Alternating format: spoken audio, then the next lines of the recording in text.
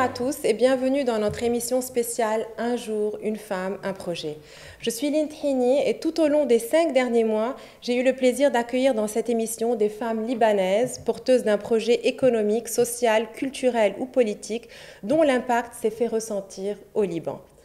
Cette émission, dès ses débuts, a été soutenue par la délégation de l'Union européenne au Liban et c'est précisément pour cela qu'aujourd'hui, le 8 mars 2022, au moment où nous célébrons la Journée internationale de la femme, j'ai le plaisir d'accueillir pour la première fois dans cette émission un homme, l'ambassadeur de l'Union européenne au Liban, M. Ralph Tarraf, humaniste, défendeur des droits de l'homme et des femmes, grand ami du Liban, avec qui nous allons discuter des projets de la délégation dans ce domaine précis. Avant de procéder aux questions, je voulais rappeler à nos auditeurs des faits historiques. Le droit de vote des femmes libanaises a été reconnu en 1952, bien avant même certains pays européens. Le pays du Cèdre a ratifié la Convention pour l'élimination de toutes les formes de discrimination à l'égard des femmes, la CEDAW, en 1997. La Commission nationale de la femme libanaise a été créée en 1998. La femme libanaise est active dans tous les secteurs de la société et aujourd'hui, selon les derniers chiffres de l'ONU en 2020, les inscriptions à l'école primaire des filles et des garçons sont à chiffres égaux et plus de 83% des femmes libanaises sont alphabétisées. Néanmoins, de très nombreux obstacles juridiques, institutionnels, sociaux et politiques empêchent la femme libanaise de jouir pleinement de ses droits. Bonjour Monsieur l'ambassadeur, merci de soutenir cette émission et surtout d'avoir accepté de répondre à nos questions. Bonjour et merci de m'avoir dans l'émission. Aujourd'hui, nous célébrons la Journée internationale de la femme. Comment évaluez-vous, même d'un point de vue extérieur ou étranger, la situation politique et socio-économique globale des femmes au Liban? Oui. Le projet d'améliorer la situation des femmes et de se battre pour une égalité entre hommes et femmes et d'autres personnes, c'est un projet qui nous unit tous. Personne n'a vraiment une situation parfaite. Aussi, les pays en Europe essayent d'améliorer la situation de ceux qui ne jouissent pas des droits. Mais le CEDAW se focalise, en ce qui concerne le Liban, sur quelques secteurs clés ou sur quelques recommandations clés où les experts essayent de donner du soutien. Comment on peut, en principe, faire en sorte que la situation s'améliore. Pour les femmes, dans leurs droits juridiques, voilà. Et alors, dans leur quotidien aussi, j'imagine. Absolument. Et puis, c'est un très bon point de départ, d'abord pour comprendre quelle est la situation des femmes au Liban, du point de vue légal, du point de vue pratique. Ce sont des experts neutres, ils n'ont pas d'agenda politique, et ce sont des experts qui font ça à travers le monde. Alors ils arrivent à comparer des systèmes et des sociétés, et pour nous c'est toujours une référence assez particulière. Et juste pour donner quelques exemples sur quoi ils se sont focalisés maintenant au cas du Liban, c'est bien sûr la participation politique et dans la vie publique des femmes. C'est la situation socio-économique des femmes, c'est la loi sur la nationalité, l'état civil. Et puis, il y a aussi au Liban cette situation de réfugiés et les femmes sont des plus vulnérables dans cette population et des travailleuses domestiques qui font partie d'un certain système. Alors, ce sont les topos qui ressortent régulièrement et où on espère faire du progrès. Et c'est pour cela que nous allons commencer tout de suite par le détail en fait de ces thèmes-là. Je vais commencer par le volet politique puisque nous approchons des élections très bientôt. La femme libanaise réussit dans plusieurs secteurs, mais n'est malheureusement pas assez représentée dans la sphère politique. Les chiffres le montrent, le Liban est à la 15e position sur 17 pays arabes par rapport à la représentation de la femme au Parlement. C'est aussi le 183e pays sur 187 au classement mondial, selon les chiffres fournis par l'association 50 qui milite beaucoup pour la participation de la femme au Liban dans le secteur politique.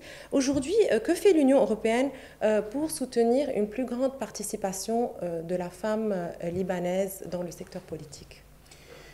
Alors d'abord, il y a des demandes politiques que nous, on soutient. Par exemple, on a eu une mission d'observation des élections en 2018. Quand ils ont fini leur travail, ils ont laissé derrière une longue liste de recommandations. Qu'est-ce qui pourrait être fait pour améliorer, dans le cadre des lois nationales et dans le cas des pratiques internationales, quelles seraient des mesures qui pourraient être prises pour améliorer la situation. Et une des mesures est justement de ce qu'ils appelaient d'introduire des mesures temporelles pour améliorer la participation des femmes au Parlement. On sait que dans les 5 dernières élections au Liban, de tous les députés, il y avait 3 à 6 femmes. Ça, c'est certainement une situation qui demande un peu plus d'attention et puis qui demande peut-être des mesures spéciales. On discute beaucoup des quotas. Moi, j'ai grandi dans une Allemagne qui n'était pas très égalitaire, oui. Et on a eu ces discussions. Et moi, je suis vraiment convaincu que dans des situations particulières, il faut introduire des quotas. Ça, c'est quelque chose qui peut vraiment faire une différence. Ça ne doit pas tout de suite être 50%, mais quand même, si on voit qu'il y a une situation qui était tellement dramatiquement déséquilibrée, qu'il faut prendre des mesures. Il y a eu un projet de loi ici qui a été voté, il n'a pas été voté pour. Nous, on regrette. Bien sûr, on respecte la décision du Parlement, mais on exprime quand même un regret. Alors, il y a ces recommandations politiques, mais plus que ça, vous avez mentionné cette ONG 50-50 qui fait l'advocacy pour les droits de femmes dans le cadre politique. Et nous, à travers les Nations Unies, à travers le PNUD, qui fait un programme pour soutenir les élections, on soutient aussi cette ONG qui fait un travail extraordinaire et qui est très porteuse. Mais je veux juste ajouter que le quota, ce n'est pas juste quelque chose qui se fait dans la politique. Dans les administrations publiques, par exemple, c'est un topo qui est très fort. Et il y a eu beaucoup de rancune et beaucoup de ressentiment parce qu'il y avait des hommes qui n'ont pas été promus, par exemple, qui n'ont pas été employés. On a préféré des femmes. Et je pense que dans des situations précises, c'est pas une mauvaise chose de faire, de donner préférence s'il y a une qualification qui se ressemble, bien sûr. La qualification passe d'abord, mais cet argument que la qualification est tout et que le reste on peut négliger, ça menait à ces systèmes qui se reproduisaient constamment. Et bien sûr aussi dans le domaine du travail, c'est la même chose. Alors, il y a aussi des projets de loi en Europe d'imposer sur des grandes compagnies, dans les board of directors, etc., d'avoir un certain nombre de femmes. Et moi, je trouve que je suis complètement en faveur de ces mesures. Tout à fait. Et en parlant de choses importantes, un sujet très important, mais à la fois aussi très, très sensible, qui est celui de la nationalité et de l'état civil des femmes. Aujourd'hui, le Liban a maintenu des réserves à la CEDAW concernant l'égalité des droits en matière de nationalité des enfants. Et donc, ça, c'est un obstacle, en fait, pour les femmes libanaises aujourd'hui qui épousent des étrangers, à titre d'exemple. Oui. Bon, il y a 2 aspects, il y a deux réserves sur la CEDAW, c'est le droit de la nationalité, mais aussi l'état civil. Oui. Ce sont 2 volets différents. En ce qui concerne le droit de passer la nationalité, c'est quelque chose que, depuis que je suis au Liban, on m'explique régulièrement avec des arguments que je ne comprends pas. On dit que c'est très sensible, c'est lié au traumatisme et aux Palestiniens. Bon, mais il n'y a pas seulement des hommes palestiniens ici, il y a aussi des femmes palestiniennes. Alors, si ça va des 2 côtés, d'accord, mais pourquoi ça va juste d'un côté? Et ça, c'est une reproduction du système et de la structure patriarcale. Le père a des droits que la mère n'a pas. Tout à fait. Et je pense que ça, c'est difficile. Et je sais que ce sont des changements qu'on ne peut pas faire du jour au lendemain, ça prend du temps, mais quand même, je pense que ça reste une question ouverte qu'il faudrait bien adresser. L'autre est l'état civil. Il n'y a pas de mariage civil, il n'y a pas de divorce civil. Aussi, toutes les questions de famille sont... Le statut personnel aussi n'est pas en faveur, on va dire, de... Il est confessionnel. Oui. Et ça, ce n'est pas en tant que tel un problème. Le problème commence quand les institutions religieuses et confessionnelles font une discrimination systématique contre les femmes. Et c'est ce qu'on voit aujourd'hui. C'est plus facile de réformer un état civil qui est protégé et administré par l'État, parce que là, il y a vraiment cette demande qu'on soit traité de manière égale. C'est plus difficile dans les tribunaux confessionnels. Alors, ce n'est pas en tant que tel un problème, mais la manière comment les choses sont gérées crée des problèmes. Alors nous, on aimerait bien voir, parce que ça c'est bien sûr aussi une demande universelle, que les réserves contre ces conventions des droits de l'homme et des droits de la femme soient petit à petit levées. Et c'est quelque chose qui reste à faire pour le Liban. Donc c'est un appel au gouvernement. Absolument. Tout à fait. Donc c'est pas juste le gouvernement, c'est en principe toute la classe politique. Voilà, exactement. Le gouvernement, le Parlement... Et la présidence, qui est aussi responsable des traités internationaux. Tout à fait. Et pour passer au volet économique, aujourd'hui, le Liban traverse la crise la plus profonde de son histoire moderne. Les femmes sont particulièrement touchées. À titre d'exemple, le réseau de sécurité sociale qui est dysfonctionnel, elles sont souvent plus touchées par le chômage que les hommes. Quels sont les projets de l'Union européenne pour soutenir cette tranche de la population? Oui. On a en principe, depuis quelques années déjà, on a changé de cap en ce qui concerne notre aide au développement. Il y a quelques années, c'était encore assez d'investissement dans l'infrastructure du pays. Avec la crise économique, avec tout ce qui vient avec, on est passé à quelque chose qui ne devrait pas être le cas et qui n'est pas soutenable, mais qu'on fait quand même, et ça c'est de l'assistance sociale, de donner du soutien pour le secteur de la santé et le secteur de l'éducation. Mais ça, ce sont tous des dépenses qui sont des dépenses consommatrices, et ce n'est pas de l'investissement. Et nous, on voit que les femmes, en principe, sont plus vulnérables que les hommes à maintes reprises. Alors, là, notre approche, c'est de vraiment aller vers la vulnérabilité là où elle existe. Et elle existe, il y a plus de femmes et d'enfants pauvres que des hommes pauvres. C'est un chiffre qui m'a beaucoup perturbé, en fait. C'est que 75% des femmes au Liban ne font pas partie de l'économie formelle. C'est-à-dire 75% ne travaillent pas dans un cadre économique formel, et dans ces 25% qui travaillent, on inclut ceux qui sont en recherche du travail, c'est-à-dire les chômeurs.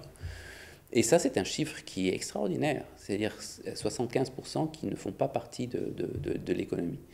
Alors là, nous, on a des projets, surtout on soutient des petites entreprises, et on a un projet qui se focalise surtout sur des femmes entrepreneurs. Et il y a aussi d'autres projets qui sont ouverts à tout le monde, mais il y a des volets spécialisés. Avec des appels à projets? C'est-à-dire que vous faites des appels à projets voilà. Pour les femmes entrepreneurs Voilà. Okay. Et dans ça, il y a des catégories différentes. Par exemple, on a donné des fonds pour les entrepreneurs.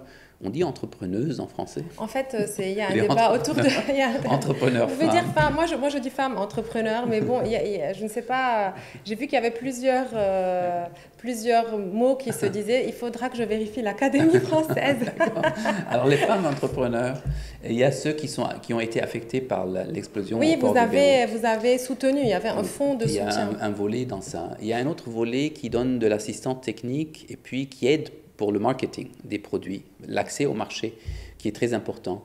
Et là aussi, on a fait une compétition qui était ouverte à tout le monde, et on a donné aussi du soutien financier à ceux qui proposaient un modèle économique ou bien une idée commerciale qu'ils voulaient mettre en œuvre, et ça, c'était réservé aussi aux femmes. Et juste pour rappeler, pour les personnes qui étaient intéressées, c'était un fonds d'urgence de 150 000 euros qui était alloué aux entreprises féminines touchées par l'explosion du port. Oui. Donc il y a 30 femmes entrepreneurs qui ont pu en bénéficier. Ouais. C'est un chiffre qui est assez intéressant, parce que c'est surtout notamment des entreprises qui sont dans la région de Gemaizeh, Marem Khayel qui ont été le plus impactées. Et puis l'autre projet, c'était 20 femmes entrepreneurs qui ont eu du soutien financier au minimum à 20 000 euros. J'aimerais parler d'un sujet dont on a beaucoup parlé, on l'a vu pas mal dans les médias ces dernières années en fait. Vous savez que la détérioration de la situation économique globale, mondiale, les confinements ont contribué à accroître les tensions, on va dire les tensions à l'intérieur des foyers, à augmenter la violence basée sur le genre au niveau mondial. Et d'après les associations qui travaillent sur le sujet, les chiffres sont assez alarmants au Liban. Je vais vous donner un exemple. 90% des appels au call center de l'association Abrad en 2020 étaient pour faire part de violences physiques. 58% des plaintes décrivaient des violences conjugales. Et il faut savoir avec tout ça qu'il y a quand même 96% des femmes ou des jeunes filles qui sont victimes de violences qui ne lancent pas l'alerte, qui ne portent pas plainte, qui ont peur. Aujourd'hui, l'Union européenne, que fait-elle pour aider à prévenir les différentes formes de violence? Et ça, c'est dans un premier temps. Est-ce qu'il y a une politique de soutien à ces femmes qui sont victimes de violences? Oui, ça, c'est un sujet qui est très délicat. plein de tabous, plein de honte aussi. Oui. C'est difficile d'en parler, surtout pour les victimes. Nous, on aide les organisations et on soutient les organisations qui soutiennent ces femmes qui ont été sujettes à de la violence, au viol, au harcèlement sexuel. Et il y a plusieurs organisations qui sont spécialisées dans ce domaine. On leur donne du soutien. Il y a une chose en particulier qu'on a fait, on a lancé un entraînement pour des avocats qui accompagnent les victimes. Voilà, qui accompagnent les victimes et parce que ça aussi, il faut une expertise et une connaissance spécialisée. C'est pas chacun peut le faire. C'est un sujet qui est très important et je pense que beaucoup de femmes, et ça c'est pas juste au Liban, ça c'est un peu partout dans le monde et aussi dans nos sociétés en Europe, sont sujettes à un harcèlement sexuel, à des comportements qui sont inacceptables.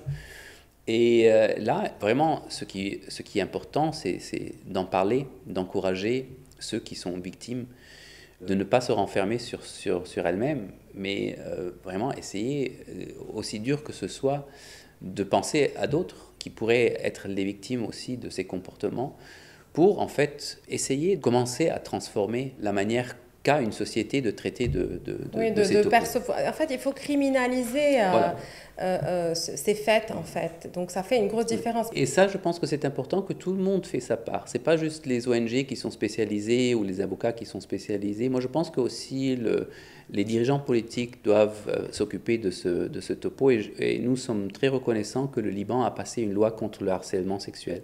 Je voulais vous poser une question par rapport à l'Union européenne. Est-ce qu'il y aurait la possibilité de soutenir, même dans le secteur privé, des campagnes pour sensibiliser? Absolument. Ou bien... Et ça fait partie des rapports aussi que vous émettez concernant les pays. Est-ce que dans les rapports que vous envoyez à vos pays respectifs, le côté violence contre les femmes, droits des femmes, a un volet particulier? Ouais, certainement, chaque année, on a un rapport, ça c'est à travers le monde entier, de la situation des droits de l'homme et de la femme. Oui. Mais justement, il y a un volet qui est spécialisé et qui est focalisé sur la situation des femmes dans le pays. Et là, on nomme les aspects les plus problématiques dans le pays respectif sur lequel on écrit un rapport, oui. Et ça aussi, c'est quelque chose qui est nouveau, parce qu'il y a 20 ans, on disait, bon, les droits de l'homme sont pour tout le monde, pourquoi on se focalise sur les femmes? Mais on a compris aujourd'hui que les femmes ont des vulnérabilités particulières, ont des situations socio-économiques qui sont particulières, très souvent systématiquement écartées de certains secteurs. Alors ça a besoin d'une attente et d'une attention, d'une attention particulière. Il y a des femmes libanaises, mais pas que. Il y a aussi des réfugiés et des travailleurs migrants, on va dire. Et c'est le Liban est le pays qui accueille le plus grand nombre de réfugiés par habitant. Et nous savons tous que la plupart viennent de Syrie. Et ces femmes-là représentent un peu plus de la moitié de la population de réfugiés syriens au Liban. Ce sont les données de l'ONU. Concernant les réfugiés femmes, quelles sont les démarches de l'Union européenne pour soutenir ces femmes-là? De nouveau, il y a des ONG spécialisées sur les femmes. Un des plus grands problèmes, je pense, c'est peut-être pas lié aux femmes, mais aux enfants, c'est le mariage précoce, et qui arrive très souvent parce qu'il y a une pression énorme, une pression économique aussi pour les parents qui ne peuvent pas nourrir tous ces enfants. Ils les marient à 13 ans, 14 ans, qui vraiment ne devrait pas se faire. Mais ces gens qui font ces choses sont aussi des victimes. Alors il faut essayer de donner du soutien. D'abord, il faut mettre de l'éclairage sur ce côté. Et on les oublie, ce sont des femmes, on oublie les femmes réfugiées très souvent. Très souvent. Dans le cadre de l'assistance sociale, je pense qu'il y a une sensibilisation, parce que là, on va vers les plus vulnérables, et très souvent, ce sont les femmes et les enfants. Comme les femmes et les enfants libanaises sont plus touchées par la pauvreté que d'autres, c'est la même chose dans les côtés des réfugiés. Pour les migrants, il y a ce grand problème de kafala, Et nous étions en contact intense avec, le gouvernement de Diab qui a mis cette loi sur la table, que nous, on a beaucoup soutenu et on a félicité, d'essayer de standardiser le contrat de travail pour essayer de sortir de cette situation où la travailleuse domestique soit complètement dépendante de son sponsor. C'est assimilé à de l'esclavage selon les associations de droits de l'homme. Oui, et il y a des histoires atroces, c'est horrible. Malheureusement, il y a eu un arrêt judiciaire à cette loi, mais je pense que c'est la bonne voie et il faut qu'on continue de travailler dans cette direction. Donc ça c'est un sujet très très important aussi pour l'Union européenne et c'est ça qui fera en sorte qu'il y ait aussi, ça fait partie du rapport aussi. Ça fait partie du rapport et aussi ça fait partie de nos projets parce que nous, on a donné du soutien à Caritas qui s'occupe beaucoup de ces filles qui sont laissées sur les rues et puis qui essayent de les faire rentrer chez elles. Mais là aussi, il y a tout un système qui est difficile à comprendre quand on vient de dehors parce que si quelqu'un, par exemple, veut rentrer chez soi, il y a encore des obstacles. Il y a des filles qui veulent rentrer chez elles parce qu'ils ne peuvent plus rester ici. Et après, il y a tout genre de frais à payer. Et s'ils n'arrivent pas à payer les frais, ils se retrouvent sur la rue. Et puis, ils accumulent aussi des amendes. C'est 200 $ pour le ministère du Travail. Et puis, c'est 200 $ pour la Sécurité générale chaque année. C'est-à-dire, chaque année qu'une fille vit sur la rue, elle accumule des dettes de 400 $. Si elle ne peut pas les payer, qu'est-ce que l'État libanais fait ? Il met ses filles en prison. Est-ce que vous avez idée? Ça sert à quoi? En fait, au sujet des droits des femmes au Liban, malheureusement, nous n'avons pas tellement de temps. Il y a beaucoup à faire. Donc, il y a beaucoup à faire au niveau des droits, au niveau de la nationalité, au niveau des travailleurs migrants, dans de nombreux secteurs. Aujourd'hui, à l'occasion de la Journée internationale de la femme, quel message lanceriez-vous à ces femmes libanaises? Mon message est, j'ai 58 ans. Et je dois vous dire que dans le domaine des droits de femmes, j'ai vu la transformation la plus profonde que j'ai vue dans ma vie si je compare d'autres secteurs. C'est quelque chose d'extraordinaire et je pense réellement que si on s'y met, on peut faire du progrès, on peut avancer ensemble pour le bien de tout le monde. Merci d'avoir été avec nous. Quant à vous, chers auditeurs, je vous retrouve mercredi prochain pour Un jour, une femme, un projet. Et je vous rappelle que qu'on n'a pas seulement une journée pour célébrer la journée de la femme, mais qu'on devrait la célébrer tous les jours de l'année. Merci beaucoup. Merci à vous.